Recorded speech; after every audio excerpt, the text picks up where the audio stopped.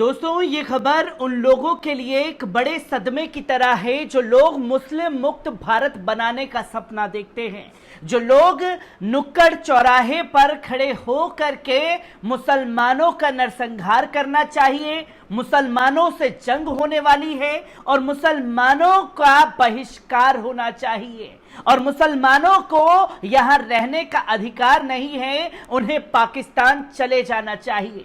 ये तमाम जो संघी मानसिकता से जुड़े हुए लोग हैं, उन लोगों को भारतीय जनता पार्टी की तरफ से लोकसभा चुनाव में बड़ा झटका लगने जा रहा है। जो भारतीय जनता पार्टी के नेता मुस्लिम मुक्त भारत बनाने की बातें करते थे, अब 2024 के लोकसभा चुनाव में भारतीय जनता पार्टी की तरफ से यह ऐलान हो चुका है कि इस लोकसभा चुनाव में 1, 2 नहीं, 3, 4 नहीं बल्कि 66 मुस्लिमों को टिकट देगी भारतीय जनता पार्टी। जहां अगर बात की जाए उत्तर प्रदेश और बंगाल में तो 13 मुस्लिम चेहरों को उन्होंने ढूंढ निकाला है, दिल्ली में भी एक चेहरे को ढूंढ निकाला है और यह सिनेरियो पूरे देश भर में भारतीय जनता पार्टी ने अपना लोगों के सामने रख दिया है। और इस खबर के सामने आने के बाद उन लोगों के गालों पर करारा तमाचा है जो लोग सिर्फ और सिर्फ सपना देखते हैं मुस्लिम मुक्त भारत बनाने का और भारतीय मुसलमानों को लेकर के कैसे इंटरनेशनल लेवल पर केंद्र की मोदी सरकार घिरी हुई है, यह चेहरा भी किसी से छिपा हुआ नहीं है। और इसीलिए डैमेज कंट्रोल के लिए देश के प्रधानमंत्री श्री नरेंद्र मोदी जी अमेरिकी दौरे पर हैं और उसके बाद वो इजिप्ट के दौरे पर होंगे, जहां मस्जिद में जाकर के वो दौरा करेंगे, जो कि पहला डैमेज कंट्रोल मिस्र की मस्जिद में जाकर के किया जा रहा है। और ठीक अमेरिकी दौरे के दौरान 66 मुस्लिमों को टिकट लोकसभा चुनाव में देगी भारतीय जनता पार्टी। इन पहलुओं को समझना बहुत जरूरी हो चुका है, क्योंकि एम फैक्टर के आसपास ही तमाम राजनीतिक पार्टियों की जो सुई है वो घूमती रहती है। और इस चक्र को जो एम फैक्टर है ये कितना महत्वपूर्ण है, इसे भी समझने की कोशिश करेंगे और किस तरीके से भारतीय जनता पार्टी इस लोकसभा चुनाव में बदले बदले से रुख अपनाने के मूड में लग चुकी है, जो कि मुसलमानों को लेकर के है। एक बार इस पूरी रिपोर्ट पर नजर डालते हैं। दोस्तों, लोकसभा चुनाव के लिए बीजेपी ने मुसलमान वोटरों पर फोकस बढ़ा दिया है। पार्टी के अल्पसंख्यक मोर्चा का कहना है कि पार्टी ने 66 अल्पसंख्यक बहुल निर्वाचन क्षेत्रों की पहचान की है। पार्टी इन सीटों में से कई पर अगले साल होने वाले लोकसभा चुनाव में मुस्लिम उम्मीदवारों को मैदान में भी उतार सकती है। और इसकी खास बात यह है कि इन निर्वाचन क्षेत्रों में कांग्रेस के पूर्व अध्यक्ष राहुल गांधी की वायनाड सीट भी शामिल है। ऐसे में संभव है कि बीजेपी राहुल गांधी के खिलाफ वायनाड में मुस्लिम उम्मीदवार उतार सकती है। पूर्व केंद्रीय मंत्री मुख्तार अब्बास नकवी ने हाल ही में मोदी सरकार के 9 साल पूरे होने पर वायनाड में एक जनसंपर्क कार्यक्रम भी किया था। भाजपा अल्पसंख्यक मोर्चा के राष्ट्रीय अध्यक्ष जमाल सिद्दीकी ने भी यह साफ तौर पर दावा किया कि इन 66 लोकसभा क्षेत्रों में टीमों का गठन किया गया है। पार्टी की तरफ से यहां कल्याणकारी योजना लाभार्थियों के लिए सूफी सम्मेलन, महिला सेमिनार और कार्यक्रम आयोजित भी करने जा रही है। मोर्चा अल्पसंख्यकों के पेशेवरों के बीच भाजपा की पहुंच बढ़ाने के लिए भी काम कर रहा है, जहां सिद्दीकी ने साफ तौर पर कहा कि डॉक्टर और इंजीनियर जैसे पेशेवर जो औपचारिक रूप से पार्टी में शामिल नहीं होना चाहते हैं लेकिन मोदी सरकार के काम से खुश हैं, उन्हें मोदी मित्र प्रमाण पत्र भी दिया जाएगा।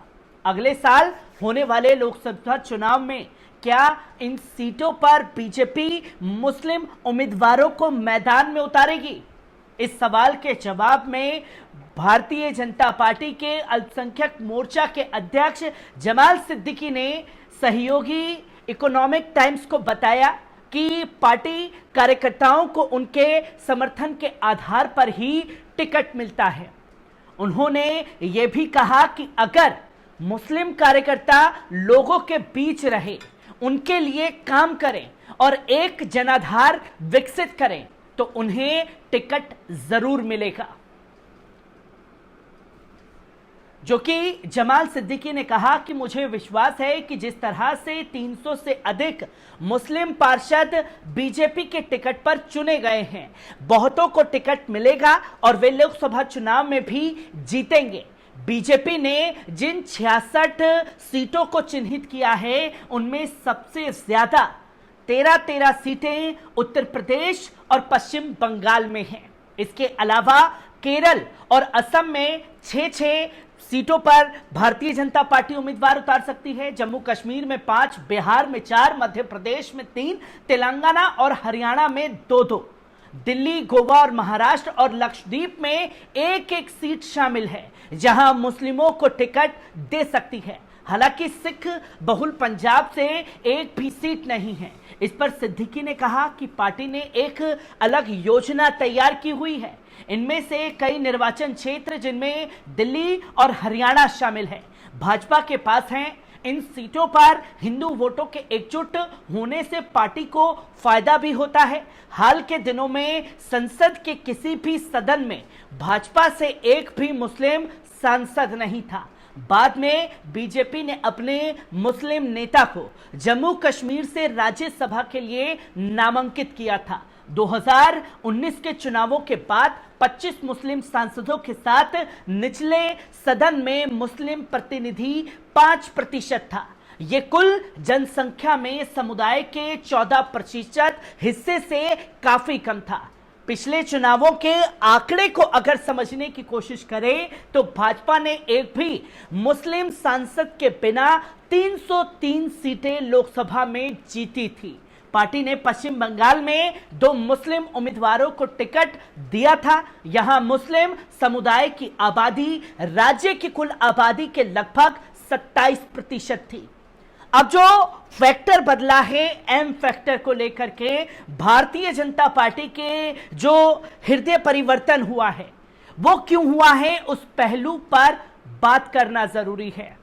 क्योंकि उस पहलू का सबसे बड़ा कारण है स्क्रीन पर दिख रही ये तस्वीर, जो कि भारत जोड़ो यात्रा की है।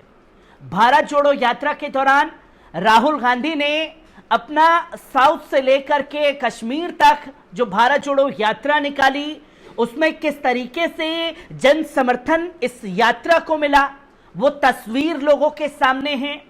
और कैसे केरल, इसके बाद आप देखें तमिलनाडु, आंध्र प्रदेश और तमाम जगहों पर यह रिस्पांस देखने को मिला।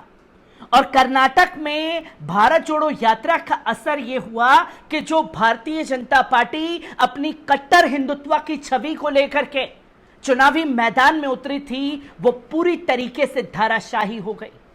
और वो धाराशाही होते ही हृदय परिवर्तन आ चुका है।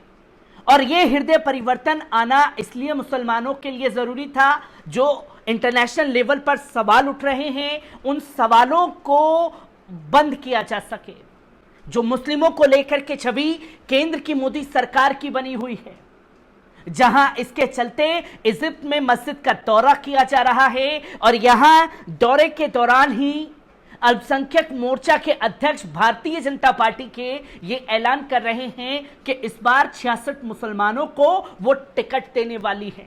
और इसलिए ये एक करारा झटका उन लोगों के लिए है जो मुस्लिम मुक्त भारत बनाने का सपना देख रहे थे। और ये वो सपना देख रहे हैं जो कभी भी पूरा होने वाला नहीं है। हर एक तस्वीर आप लोगों के साथ साझा करता रहूंगा। दीजिए इजाजत।